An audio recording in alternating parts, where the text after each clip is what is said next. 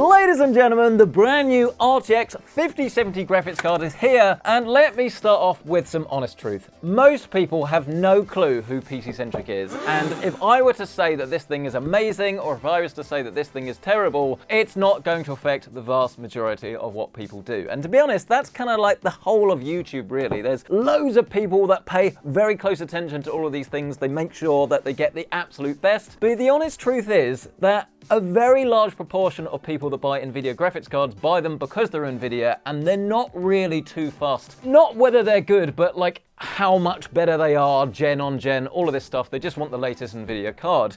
And I have a feeling that is exactly who NVIDIA is targeting with this, the brand new RTX 5070, because on paper and from Carl's initial numbers, this thing is the most mid thing we've seen in a long time. It doesn't exactly have big improvements versus the previous generation, but for like price performance, it's going to be absolutely fine. My concern with this is that it has 12 gigabytes of VRAM, which is almost certainly going to be fine today, but how much longer is that going to be the case? So what we're going to do in this video is essentially build the absolute best RTX 5070 gaming PC we can. If you're dead set on buying this graphics card, then I want you to get the best PC that you can. And if you're sitting on the fence, we want to actually explore how good this thing is. We'll be looking at some full gameplay benchmark numbers so you can see exactly how this thing performs. And of course, editor Carl has already benchmarked this thing, so we'll show you exactly how it performs against all of the other graphics cards. And then hopefully at the end of this video, we'll be able to tell you whether the 5070 is great or whether it is a disaster. So stay tuned to learn absolutely everything you need to know after a short word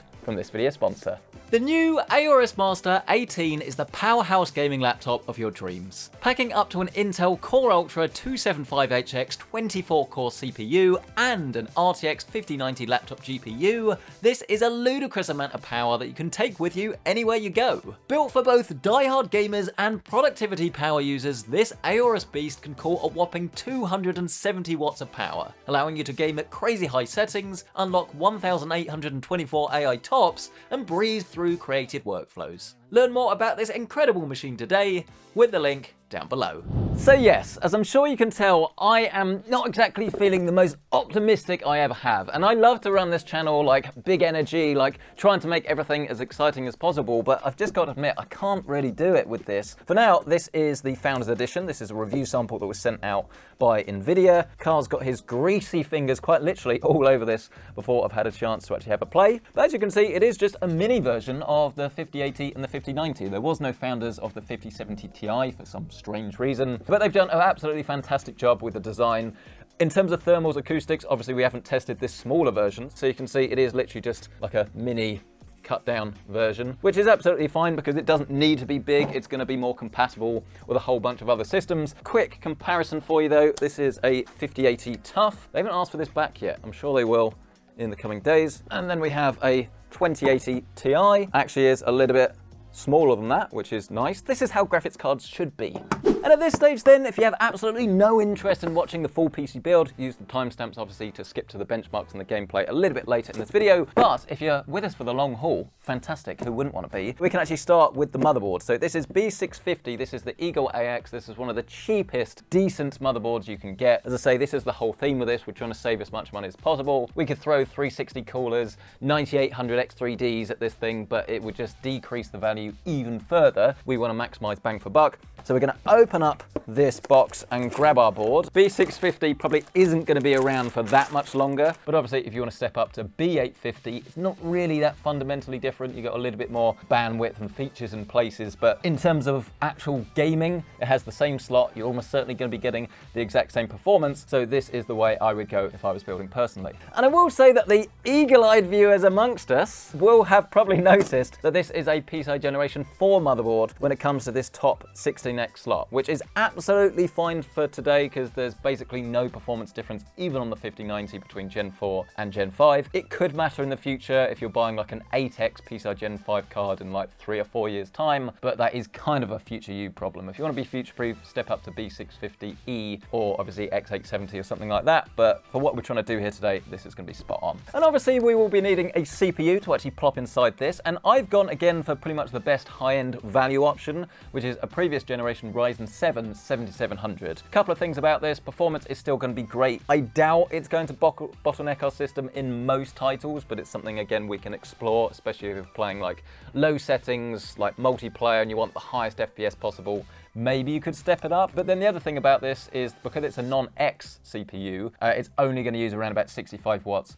of power, which means that you don't need such a high-end cooler, which is going to make it quieter, but again, also save yourself a little bit of money. So we're just using a small air cooler for this, which again, just allows us to pump more money into either a better CPU or graphics card, or just reduce the budget down. But the 7700 is an 8-core chip, so pretty much the right balance really between price and performance. The main compromise actually for gaming is when it comes to the shader pre-caching that you might find when you start up a game. The more cores you have, the quicker that does finish, but obviously that's only really going to affect you once, maybe twice once you've done a driver update or something, so I wouldn't worry about it, and I'd just pocket the extra cash.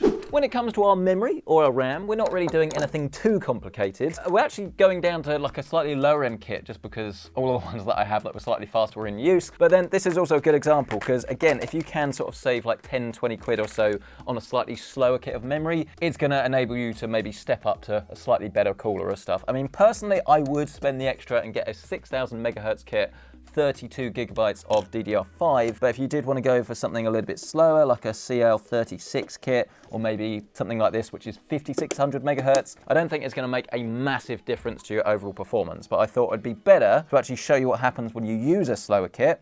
And then when you buy your own, you might get even better performance. But you just want to drop this in to slots 2 and slots 4. I suppose I probably should say this is Kingston Fury. Oh, and I know how to upset people, not just edit a car for throwing that on the floor. Unpopular opinion, Furiosa was better than Mad Max Fury Road.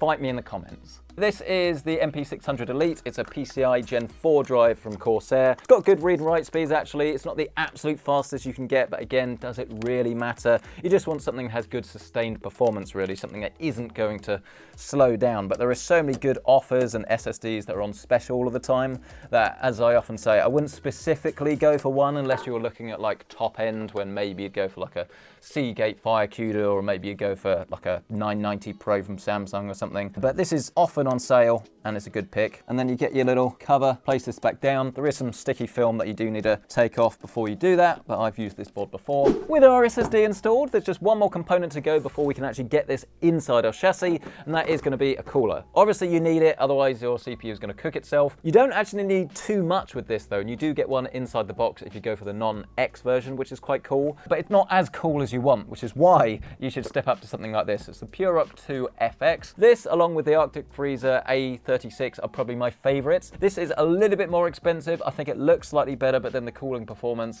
I think, is not going to be quite so good, mainly just because it's a little bit smaller. But if you like the look of it or prefer it, it's not going to make masses of difference because this is not going to actually consume that much power anyway. So I imagine both of them will be nice and cool and nice and quiet. But I would probably go for the 36 if it was me personally. But we use that all the time and I wanted to do something different. Just remove our default AM5 mount, drop on our little AMD spacers. Then we can attach and screw in our AMD mounting bars. Add some thermal compound to the middle, place our cooler neatly on top, grab a little bar and just line this up over those holes, then screw it down into place. Once you've done that, you will need to grab your fan and then get one of these little coat hanger type things. Make sure the cable is actually facing downwards and then press it over the cooler till it's safe and secure, and then you have your fully mounted cooler. All you have to do is plug in these two little cables. This motherboard nicely has our CPU labeled as this little white port, and then we have our addressable up here at the top right. And then the good news is, once you've done that, you're now actually to get on with a bit that I'm sure you've been itching to do, which is to actually build something inside your case. The case that we're using here today is actually brand new from Corsair. Now, full disclosure, we've done some sponsored pre-rolls on the channel of this, but we haven't actually used this yet. This is in no way sponsored by Corsair. This is the Corsair Frame 4000D, and essentially the idea with this was twofold. First, companies want new products, so every few years they bring out a new case because it's newer, you're more likely to buy it. But then also, graphics cards and things have come on a long way, quite literally, because they've been getting bigger and bigger, and the 4000 was getting a little bit too small really for anyone that wanted anything high-end or something they could grow into. So there's been quite a few changes with this. The main one really is to make it more modular and larger. Now I do like the front of this. I know it's not everyone's cup of tea, but actually this kind of looks like a bit weak and flimsy, but it's really not. This is like a more open mesh so you can get better airflow and things. Behind that you do still have a dust filter though, so you've not really got to worry about dust coming in your system. You can just take this out, remove it, clean it. Great. But some of the feedback I will give initially to Corsair is this. It just feels a little bit cheaper than it did before. I mean, I'm not convinced that is a massive problem. It's mainly just this here, like you've got this rattle. Hopefully once you build it inside it, it gives it a little bit more strength. This is going to hit against something. But I mean, your case should not do that. The other thing as well that I wasn't really a fan of before, and my opinion hasn't really changed, is the mechanism to actually get the glass off. You have these little hooks for the side panels, and it didn't really work that well before. Like, it's fine, and generally speaking, these cases are still easy to use, but I think there could be a better mechanism for that, really. I mean, let's take the other panel off as well. It just should be easier than that, right? I don't really understand why Corsair went down that route. So yeah, this is not the thickest panel in the world. And the thing is, there are other cases in this price range that will have thicker panels and things like that.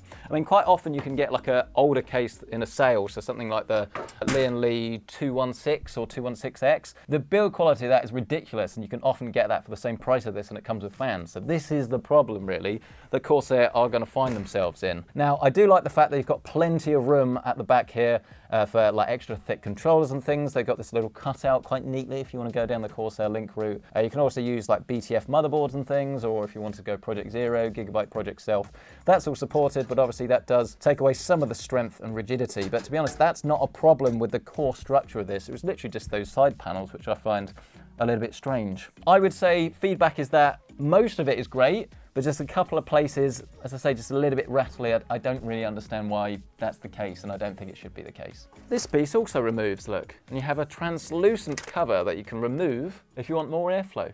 Anyway though, enough waffle, let's drop this down, pick up our motherboard, and all of our standoffs are pre-applied for RTX, so we can just neatly drop that into position. Then we can move on and pick up our little box of goodies, look, proper accessories pack. You do also get a little bar if you want to add the fans down the side, look. You get this little blackout piece if you don't want to see any of the cables down the bottom and you don't want the airflow, or you go for that translucent, or you take it out. But obviously the thing I'm looking for are these screws. Let's get this fitted down into place. And whilst we're here actually, we may as well install our graphics card. It's only small. It's going to save ourselves a little bit of time, so we'll just remove these two slot covers. Then we can pick up our brand new RTX 5070 graphics card and lower this into position to the clicks. But let's now start our journey into cable management, shall we? And to be fair, there's a lot of straps and things here. A lot of places and tie down points, which is nice. Then when it comes to actually connecting them, USB 3 is up here. Below that, you've got your USB-C. Front panel is down the bottom right. And then last but not least, you've got your front panel audio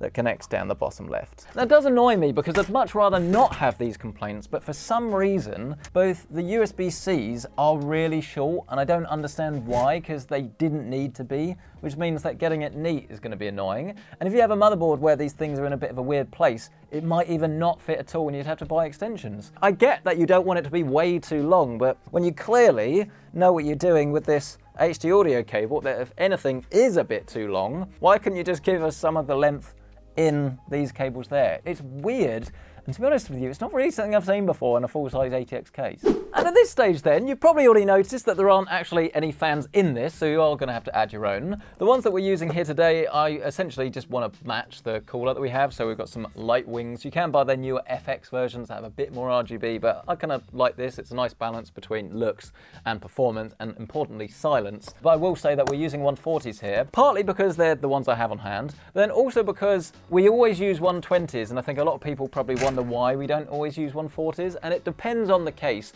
140s are quieter and are going to have better performance, but on a case like this, you'll be able to fit 3 120s at the front, which will look better. But I want to actually show you what it will look like if you go for 2 140s instead, and you can use your own judgment. This is a pack of 3, so we can put the other one at the back. One of the cool things about this Corsair case, though, is that you can fit absolutely ginormous 200mm fans on the front of this if you want to go down that route. But I will say that this does come with a little bit of a compromise, because you can have to make it a little bit more complicated to actually get normal fans in. So the idea was they don't want to have loads of different like rail holes and things that you see from the front. It needs to look pretty.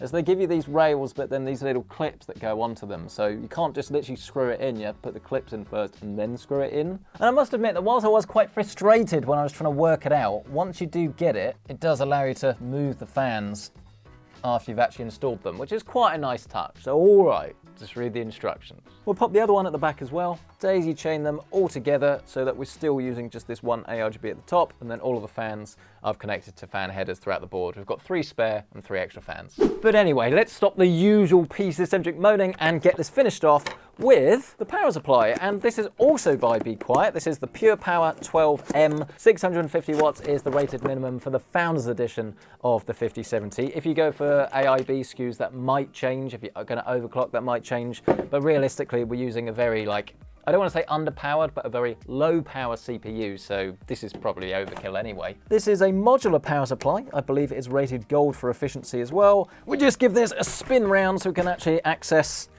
the basement. Fan facing downwards, of course, so it can breathe. Oh, look, that's nice. They give you thumb screws that come with a case, look. That's a nice touch. We'll start with the one cable look for our graphics card. Make sure that is in ultra tight till it clicks, and then obviously just neaten as you go. It's a little bit fiddly, but our 8-pin PCIe is up here at the top left. And then of course, the one that's really hard to miss, our RTX, goes up here at the top right. Then it is literally just the cable management to go. And as you can see, a few different wires from the different fans and things. If you're getting like daisy chainable fans, well, I suppose these are connectable fans, like, I don't know, Corsair QXs or something, and obviously it would be less hassle, but you only need to build it once and there's not that much going on, so it's not a problem. And tie it down the best you can. And of course, the question then becomes, will the side panel go back on? And I must admit, actually, that Corsair's hanger mechanism does work quite well when it comes to putting it back on the other side, because it means it lines itself up. Has that fixed the rattle though? No. Let's whack the front back on, do the same with the bottom, pop the top. Let's grab ourselves an OLED monitor, 240 Hz, keyboard, mouse, and of course, the beautiful PC Centric mouse mat available today at pccentric.store. But let's now connect up our display port, find the power button, which is now at the bottom of the case, and then we can let the rest hopefully take care of itself. Oh, there we go. Yes, there we are. You see, these are good looking fans actually. It's weird because Be Quiet aren't the company you kind of know for RGB, but I think they really did get that one right. And we are also in the BIOS as well. Firmware TPM reset. We're ready to proceed. Oh, but ladies and gentlemen, here we are then. Moment of truth time. How is this going to perform? Is this going to be the PC you've been waiting for, or is the VRAM going to be a limitation? I will say that we have enabled our XMP profile. Fans are now set to silent. And actually, in terms of the way that this case looks and the system as a whole, I suppose, I really like it. I think everything goes really nicely together. The RGB from the fans all tie in, and it's quite well proportioned actually. For a case that is not that big, it's kind of a lot bigger than it looks, which is nice. It doesn't take up too much space on your desk. It's just that little bit extra length has really helped here. I mean, you can see how comically small our graphics card looks when you think that that's actually meant to be a GPU sag bracket, and it is nowhere near the graphics card, which is quite funny. So in terms of the way it looks, some of the extra features like being able to put a 200mm fan at the front or 160s at top, things like that are very cool. Also being able to like upgrade this later if you want to have like fans on the side and things. It's a very complete case, but it's very, very odd that they haven't nailed that fundamental thing, which is just like really good build quality. It is a shame. I have managed to rectify the back so it doesn't make the horrible rattling noise, but I've done that by actually not attaching one of the hooks. So if we press this, still makes a little bit of noise, but I mean, that's just like normal like case noise. There's no issues with that. But then I've realized that this bit of translucent, like papery, plasticky film thing that you are going to put down the bottom here, well, this makes that noise whenever you touch it. I don't know what Corsair were thinking. It's really, really weird because this could be great, but it is just let down by, as I say, questionable build quality. But hey ho, I mean, that's honest feedback for you. But let's jump into the games though, shall we? And actually show you what's what. So this is some Indiana Jones. We've got this set to the high preset, and we're going to do 1440p gaming first, because I think that's what most people will be using if you're going to buy this card, but also 4K. I think most people it's going to be tied between the two, maybe 1080p, but then that is still overkill for a sort of graphics card like this, really. So let's have a look at what we get. And this is running DLSS at the balanced preset because it is 1440p, and in terms of frame rate, it's great, around about 120 FPS or so. So no issues with this. But I will say that this, while it's high settings, this is nowhere near the absolute highest. But clearly, if you want to play Indiana Jones and you're getting this sort of frame rate, you wouldn't have an issue. I mean, it's a great looking game even without all of the real fancy stuff turned on. We're not having to use frame generation here. But the thing that does slightly concern me about this game is that this is one of those titles that needs a lot of VRAM to work successfully. So you can see at the top left-hand corner of your screen, we're currently using about 11 gigabytes. I should clarify and say that just because it's allocated, it doesn't mean the GPU is actively using all of it, but it's kind of a little bit like if you had a really small, fast car. That's going to be great at some things. I mean, don't forget this is G7 memory, so it's really quick. But sometimes you just need capacity. You need to be able to fit everything in it. So you may well be able to like go to and from the memory really quickly, but sometimes you just need to be able to fit it all in. And this is down to the game really, and obviously what it's going to actively use and what the game kind of programs it to allocate at any one time. So the fact that we're using this much at 1440p at nowhere near the highest settings is a little bit concerning. And let me show you what happens if we go into the video options. Path tracing is off, but this does have ray tracing by default, I believe. But let's now go up and select Ultra. But emphasis on the fact that we don't seem to have any warnings or anything at the moment. But if you want to go up to Very Ultra, this is where you start to get those warnings. So estimated VRAM requirements exceed available video memory. Recommend lowering down some of the settings. But having now changed the settings to Ultra and also having restarted the game, we can now resume our run of Indiana Jones, and you can see actually the frame rate hasn't changed that dramatically. We're still looking at around about 120 FPS. Now our CPU utilization is around about 77%.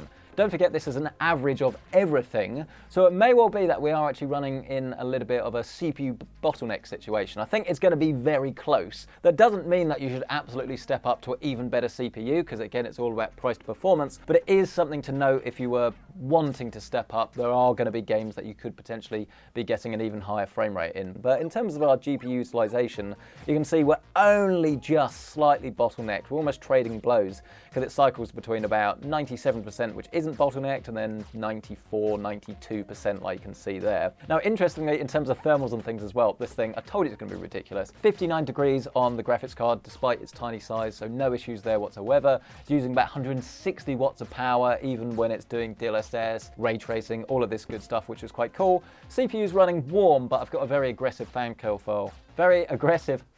profile running at the moment. So yeah, I'm pretty happy actually with the way that this system is running. But let's see if we can kind of, I don't want to say break this because that sounds like I'm trying to do it deliberately, but you've just bought your brand new graphics card, you've got 100 FPS, you probably want to turn the settings up even more, right?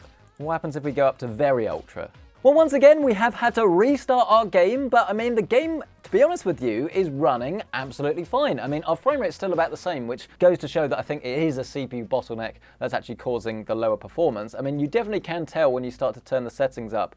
Things like the lighting improve massively, which is very, very cool. Now, ray tracing is also quite demanding on the CPU. That's something not everyone realizes. But I think this is actually quite well optimized here because, as I say, it seems to be running quite well. Now, there's a few things to look out for. Firstly, in terms of the VRAM, you can see that we are now using the whole of it, all 12 gig, 12031 megabytes has been allocated. Again, that's allocated. That doesn't necessarily mean that we're going to run into problems. But to the 5070's grace, it does seem to be working all right. Although, again, we are still getting the warnings about VRAM. So I think as you start to go through this game and progress, you are potentially going to run into some issues. So instead, let's keep this at Very Ultra, but now go up to 4K, but then DLSS performance. And I will say that this is definitely still giving us this VRAM warning. Oh, and this is a weird one. So I've changed it to 4K, and for whatever reason, the game has now died. It did give me warnings not to do this, but we've gone from about 100 FPS down to 14. It's like a slideshow that's going on here now. This could just be the game. This might not be the VRAM. This is not the most scientific test in the world, but it said not to do it, and yeah, look, it doesn't like it. And just to illustrate as well, look, change this to 1440p, hit apply, and then as if by magic, the game is running fine again. I mean, granted, the FPS has still gone really low, but then changed back to 4K. Nope, it's died again. And I've played this game on quite a few different graphics cards now, and I have not seen this issue. And interestingly enough as well, our GPU utilization is definitely at 100%. This is the sort of thing that can happen if you don't have enough VRAM. So that was our quick and dirty VRAM testing, but let's see how this stacks up when it comes to frame generation, because obviously that was one of the big things about the 50 series. This is what's got some people very excited, others very skeptical, and I've been kind of having mixed feelings about it. It certainly can help in a game like Cyberpunk, but I was worried about a lower end card like a 5070. If it doesn't have as much horsepower as a 5080, 5090, how's it going to stack up? That's what we want to test. So we've currently got this set to 1440p. We have frame generation set to 2x, and we're running this at RT Ultra. So in terms of visuals, it does look good, but 1440p definitely doesn't look as good as 4K. Even with DLSS at the balanced preset, it kind of just looks a little bit grainy. It looks, I don't want to say low resolution, but it certainly doesn't look high resolution. I want to turn the settings up now, which isn't actually what I expected, because the new transformer model of DLSS is supposed to be very, very good. And in my experience, it has been. But here, yeah, the image doesn't look as good as I would want. So we're going to go into the settings. We're going to up this to quality. And let's have a look what that does. Well, that definitely looks better. I think some of the graininess actually comes from the RT as well, which is kind of confusing to some people, but it's down to the denoising essentially of the image as well. So this definitely looks better. This is, well, I'd be happy to play, I think.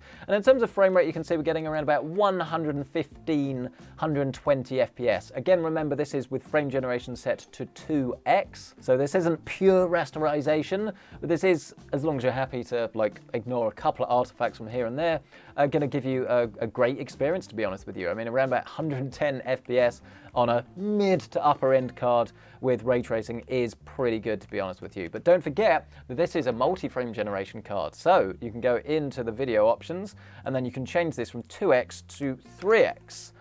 When you do that, your frame rate will now shoot up to around about 150 FPS, which is great on paper. It certainly looks good in terms of FPS counter, but a couple of issues with this. Firstly, it is going to introduce some artifacts. Now, I find that this is a lot worse if you're going to use path tracing, to the point where actually in a lot of scenes, I would just want to turn it back to 2x, to be honest with you. Path tracing and frame generation, they're supposed to go hand in hand, but in Cyberpunk at least, you get some really weird smearing and wavy lines that really are very noticeable and not good at all.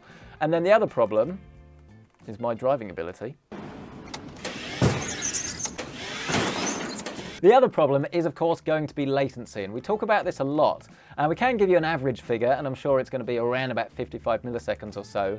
But at the moment, you can see it is hovering between 53 and about 60 or so. So this is probably the limit for me about where I'd want to be. My cheat sheet, I know it sounds boring, but it's always about 55 milliseconds is when you can start to notice that something doesn't feel quite right with the image. It's not like 56 milliseconds and disaster, but it is definitely a sliding scale, and it is something to know. And like editor Carl has pointed out, in a game like Cyberpunk, all the time you're driving around or just roaming the city, then if it's not the best latency, it's not the end of the world. But as soon as you try and actually play the game, you get into firefights and things, and obviously that is going to affect the way the game feels and your accuracy of like the mouse and stuff. But it's a very valid point. I mean, if it was multiplayer, I would absolutely agree. But personally speaking, I think 55 milliseconds is absolutely fine in Cyberpunk. But you are kind of towing the line at the moment at 3x. And if we set this to 4, yeah, I think it's solid. I don't think this is a bad experience by any stretch of the imagination. But that latency, as I say, is kind of borderline. So 1440p RT is fine. But let's now go down into our settings. We'll find path tracing. We'll get this enabled. And what does that do to the frame rate?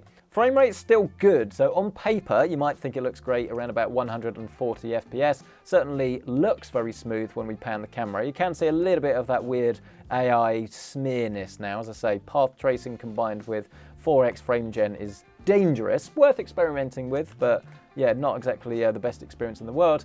But our PC latency has gone up quite dramatically now to about 65, 70 milliseconds. So there are going to be some people that this will be absolutely fine for. I want to make this abundantly clear. Again, it's not 56 milliseconds disaster, throw it in the bin, but this is not the nicest experience in the world. So maybe just have path tracing on when you're kind of roaming the city, just like enjoying the game. But when you get into like a really difficult bit, you're definitely going to want to turn this down, maybe just to RT Ultra or something, just so you can actually move your character a little bit easier. It kind of looks fine, but then at the same time, it's just a little bit too smeary for me. But that is 4x frame gen, 2x is considerably better. But ladies and gentlemen, let's now do something a little bit different. And I love this opportunity because now we can play one of my all-time favorite games, possibly top 3, definitely top 5, the way it was meant to be played, no less. Some Batman Arkham City. What a game that was, but obviously something very old. This is the sort of game that, to be fair, any new graphics card really, you go back, you play it on your nice 4K TV controller, great, and you can enjoy it like you couldn't do originally when you first played it. But Nvidia have made like a weird sly change actually to their hardware, which is a bit limiting. Let me show you. And I think you agree that actually the first thing you'll probably notice is how good this game looks.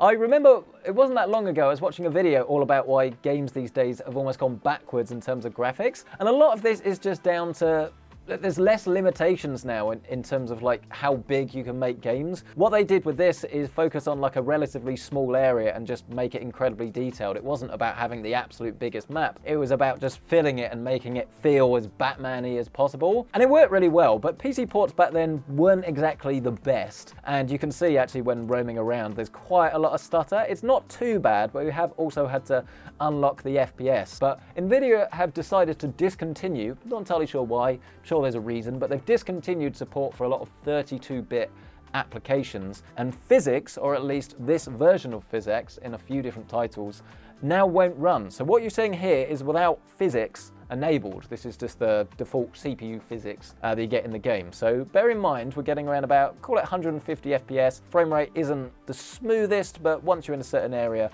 seems to run fine. But let's see what happens when we turn PhysX on.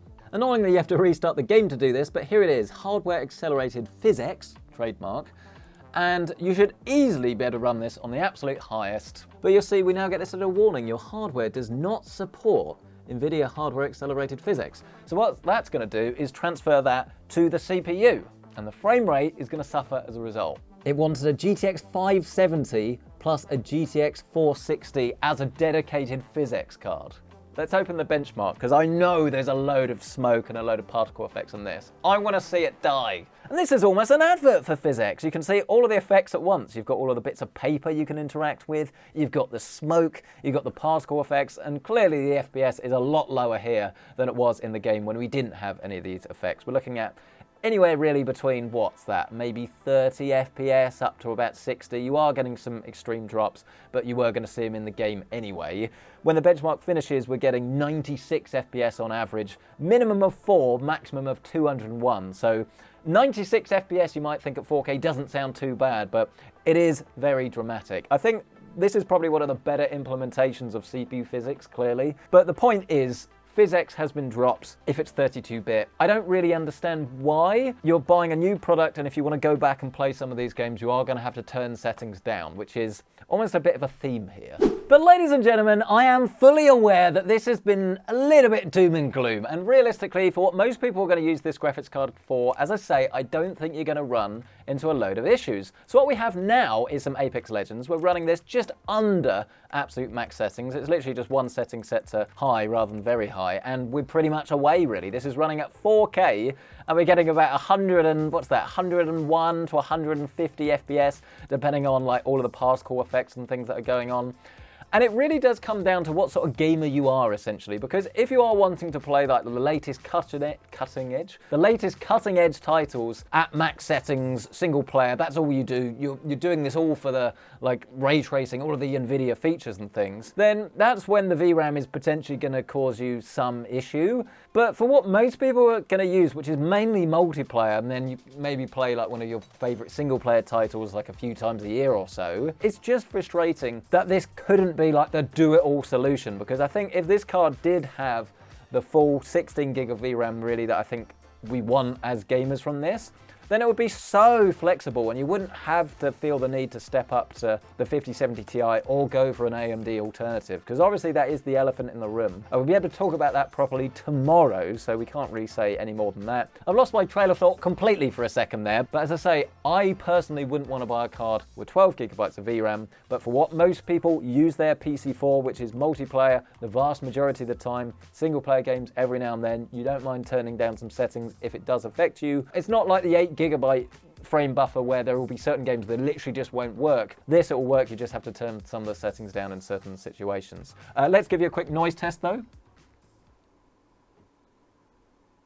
So pretty quiet. I think actually that's the PC fans that are making a little bit of noise there. Nothing that would bother me. It's a silent room. In terms of temperatures, our GPU has actually gone up to about 73 degrees, which is more than I would have thought actually. This does use a little bit more power than the outgoing card, but nothing crazy. I'm sure the third-party cards will be a little bit quieter if that bothers you, but certainly nothing to worry about. CPU temp, 75 degrees as well, so again, no issues there. But I think it's now time to hand you over to the guy that's been benchmarking all of these cards and can actually tell you how this performs relative to everything else, and whether it's a big step forward. I don't think it is, but if it costs less, that would be a different story. Anyway, the person that can give you all of the information is the one, the only, Bench Carl.